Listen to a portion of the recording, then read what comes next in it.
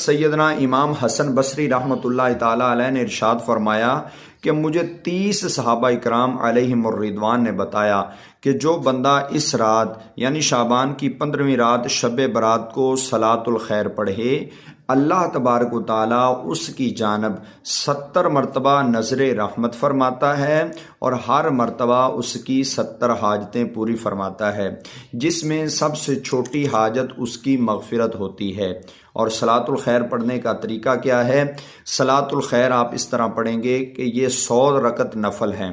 100 رکعت نفل پڑھنے کا طریقہ نہایت ہی آسان ہے، اور اگر آپ پڑھ لیں گے تو آپ بھی اس ثواب کے حقدار بن جائیں گے۔ 100 رکعت نفل اس طرح پڑھیں کہ 2 رکعت کر کے آپ نفل پڑھیں، اور ہر رکعت میں سورہ فاتحہ شریف کے بعد